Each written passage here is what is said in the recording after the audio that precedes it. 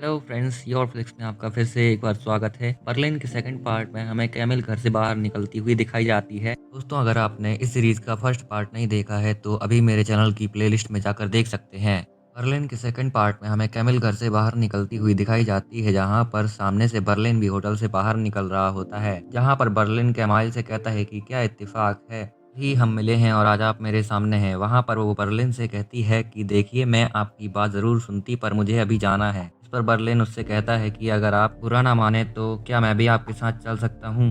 वो हाँ कह देती है और दोनों साथ में कार में बैठकर निकल जाते हैं। जैसे ही वो लोग यहाँ से जाते हैं वैसे ही कैमरून वहाँ आ जाती है और वो जैसे ही अंदर जाती है उससे रॉय कहता है कि मुझे गाड़ी की चाबी दो। वो उससे पूछती है कि कहाँ जा रहे हो, तो वो कहता है कि बर्लिन ने मुझे एक काम दिया है जिसे मुझे पूरा करना है। और वो कहती है कि मैं भी साथ चलूंगी। फिर वो दोनों वहाँ से फादर से वो प्याला वापस छीनने के लिए निकल जाते हैं। के बाद कार का सीन दिखाया जाता है, जहाँ पर केमाइल को कपड़े चेंज करने होते हैं। तो बर्लिन उससे कहता है कि चेंज कर लीजिए और ऐसा समझिए कि यहाँ पर कोई है ही नहीं। वहाँ पर वो कैमिल की तारीफ करते हुए कहता है कि दुनिया में 4,000 मिलियन औरतें हैं, पर आप जैसी हसीन औरतें मिलने का मौका करीब ना के बराबर है। फिर जब वो मुड़ता है तो कहता है कि इसी खूबसूरती की बात तो मैं कह रहा था। फिर वो लोग ओपेरा क्लब पहुंच जाते हैं, जहाँ पर वो जाकर सोचता है कि ये तो अपनी ही पार्टी के लोग हैं। फिर हमें रॉय और कैमरून को दिखाया जाता है, जो कि फादर से प्याला वापस छीनने के लिए आए होते हैं। जहाँ पर फादर अपने चेलों अलविदा कहकर जा रहे होते हैं। वहाँ पर दोनों फादर से बैग छीनने की कोशिश करते हैं, जहाँ पर फादर घसीटने लगते हैं पर प्याले का बैग नहीं छोड़ते हैं। जैसे ही वो दोनों बैग छीनकर भाग रहे होते हैं, वहाँ पर वो दोनों गुंडे उनको देख लेते हैं। जहाँ पर वो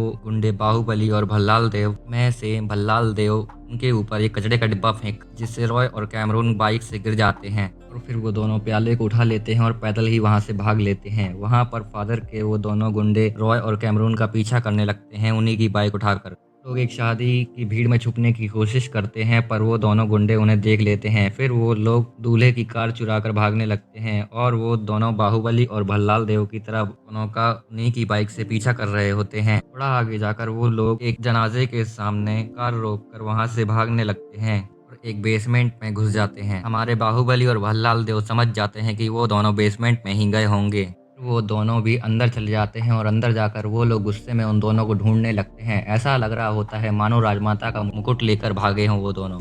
में रॉय कैमरून से कहता है कि तुम एक तरफ जाओ, मैं दूसरी तरफ जाता हूँ।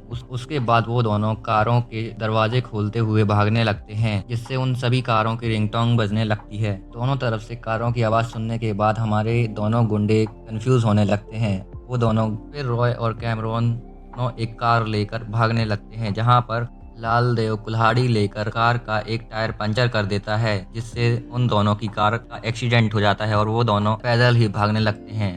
भल्लाल देव और बाहुबली दोनों उन्हें घेर लेते हैं। यहाँ पर बाहुबली पानी का प्रेशर मारकर दोनों को अलग कर देता है और वो प्याला उनसे दूर जाकर गिर जाता है, जिसे हमारा बाहुबली उठा लेता है। अब उन दोनों से प्याला छीनने की हिम्मत रॉय और कैमरून में नहीं होती, तो वो लोग बिना प्याला लिए ही वहां से भाग जाते हैं। के बाद बर्लिन को दिखाया जाता है, जहां पर वो और कैमिल अच्छा टाइम स्पेंड कर रहे होते हैं और उसके बाद वो लोग घर और होटल की तरफ वापस आने लगते हैं। टैक्सी से उतरने के बाद वो दोनों नंबर की अदला बदली करते हैं और ये लोग अपने अपने कमरे में चले जाते हैं। उसके बाद सीन सुबह शिफ्ट होता है, जहां ब्रूस कैला से जाकर पूछता है कि कैमरून कहाँ है, वो कल मेरी बाइक लेकर गई थी। जहां कैला उसे कहती है कि अपने को नहीं मालूम क्या।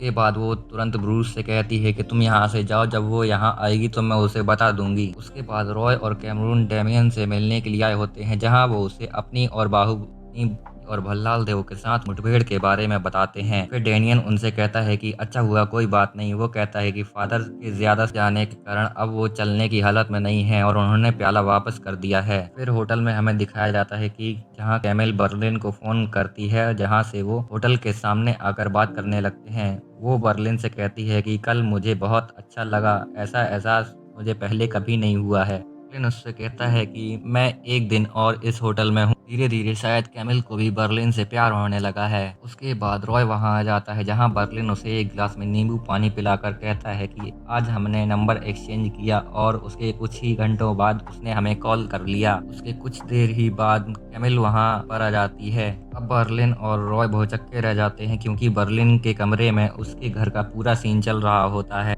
इस सेटअप को इतनी जल्दी वहाँ से हटाना मिशन इम्पॉसिबल था, इसलिए बर्लिन उससे बाहर ही मिलने चले जाता है। वो बर्लिन से पूछती है कि क्या मैं अंदर आ सकती हूँ?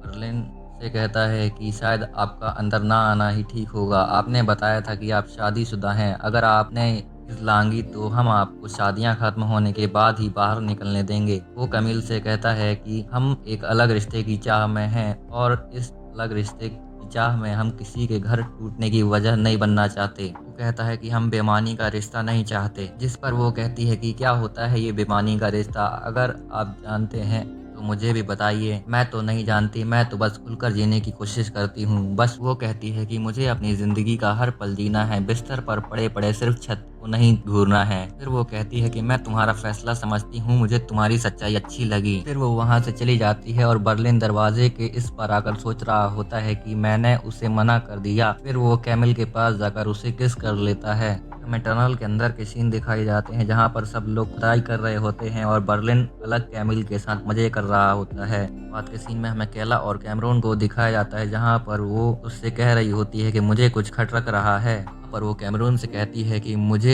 ब्रूस पसंद नहीं है क्योंकि वो एक छिछोरा लड़का है, और जब भी मैं उसके पास होती हूँ मुझे एक मदहोशी सी छा जाती है। पर वो केला से कहती है कि मैं उसे पसंद करने में बुराई क्या है। वो कैमरून से कहती है कि वो मुझसे बहुत छोटा है। पर वो कहती है कि if you feel like getting light then just do it and forget it, क्योंकि सोने में मज़ा है और इश्क में सजा है। उसके बाद वो दोनों डांस करने लगते हैं।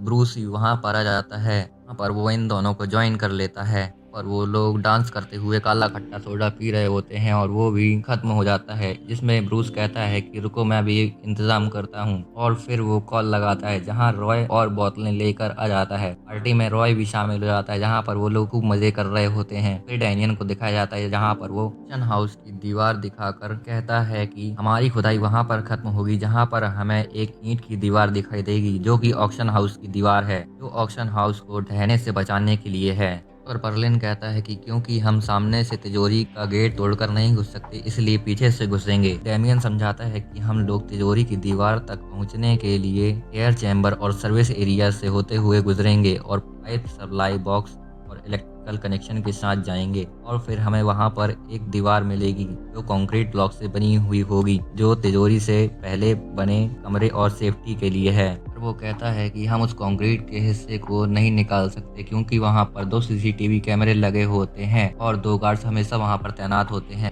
पर बर्लिन यहाँ पर कहता है कि यहाँ पर शुरू होगी इस चोरी की सबसे खास बात, तिजोरी तब खोलो जब वो खाली हो। वो कहता है कि हमें गार्ड्स को 3 मिनट के लिए तिजोरी और मॉनिटर के सामने से दूर करना होगा, जिस पर कैला कहती है कि मुझे इतना समय लगेगा सीसीटीवी हैक करने के लिए। पर डेमियन कहता है कि हमें इसके लिए अपने दोस्तों को समझना बहुत ज़रूरी है, मेरा मतलब सिक्योरिटी गार्ड्स को। जिस पर बर्लिन कहता है कि हमें उनके हर मूवमेंट को समझना होगा और सबसे अहम बात कि वो लोग रात में डिनर में क्या लेते हैं। जहां पर ब्रूस बताता है कि ठीक रात 8 बजे वो लोग पिज़्ज़ा ऑर्डर करते हैं। इस एरिया में लैंडलाइन केबल मिल जाती है जिन्हें कैला पहले से हैक कर रखी होती है। फिर वो गार्ड्स जैसे ही ऑर्डर करते हैं वैसे ही कैला उनसे ऑर्डर ले लेती है। उसके बाद वो लोग सिक्योरिटी सर्विस एरिया में एक साफ जगह बनाते हैं जहां पर वो लोग अपने धूल में सने हुए कपड़े और मलबा छोड़कर सेप्टिक सूट पहनकर वहाँ पर बर्लिन उनसे कहता है कि धूल का एक कण या आपका एक बाल भी वहाँ पर रह गया तो हमारा प्लान बर्बाद हो सकता है। वहाँ पर डेमियन कहता है कि हमें अपना ज़्यादा से ज़्यादा वक्त उन गार्ड्स को गुस्सा दिलाने में लगाना होगा, जिस पर बर्लिन कहता है कि के लिए हम लोग ठंडा और गलत ऑर्डर भिजवाएंगे, और अगर डिलीवरी बॉय अगर किसी के खाने के टाइम में अकड़ कर बात कर रहा होता है तो सी बात है किसी को भी गुस्सा आएगा ही। उसके बाद वो अपने साथी को बुलाएगा, वैसे ही हमारी चोरी का दूसरा हिस्सा शुरू होगा। पास 3 मिनट होते हैं अपने प्लान को पूरा करने के लिए, जिस पर कैला कहती है कि ये तो रिस्क है, जिस पर बर्लिन कहता है कि चोरी में ही तो असली मज़ा है रिस्क लेने का। के बाद ब्रूस ऑर्डर लेकर गार्ड के पास जाता है। वो गार्ड से बहस करने लगता है जहाँ पर वो गार्ड अपने एक और साथी को बुला लेता है। बस यही टाइम होता है जब कैला और डेमियन दोनों अंदर कंक्रीट की दीवार तोड़कर जाते हैं। वो दोनों सीसीटीवी में रिकॉर्ड हो रहे होते हैं। कैला कहती है कि मैं अपनी ज़रूरत के सारे सीसीटीवी हैक कर लूँगी, पर वो गलती से पूरे सीसीटीवी का तार काट देती है और फिर ब्रूस उन गार्ड्स को गुस्सा दिलाते हुए एक घुसंड खा जाता है। वो पहले से ही बेहोशी की दवाई अपने मुंह में रखा होता है तो नीचे गिरने के बाद उसके मुंह से झाग निकलने लगता है। इसके बाद वो लोग पुलिस या एम्बुलेंस को भी कॉल नहीं कर सकते, क्योंकि वो उन्हें नहीं बता सकते कि हमने इस डिलीवरी बॉय को सिर्फ खाना ठंडा होने की वजह से पीटा है। यहाँ पर टाइम कम होता है और केला ख़त्म होने से पहले कैमरे को फिर से स्टार्ट कर देती है। गार्ड ब्रूस को वहाँ से पैसे देकर भगा देते हैं। केला सारी सीसीटीवी हैक कर लेती है। उसके बाद बर्लिन कहता है कि हमें वहाँ से ऐसे अंदर जाना होगा कि हम किसी 5 स्टार होटल के अंदर बाहर होते हैं। वे जो लोग काम करेंगे कि दुनिया का सबसे बड़ा जादूगर बोलेगा कि वाह। इसके साथ ही बर्लिन का सेकंड एपिसोड एंड हो जाता है।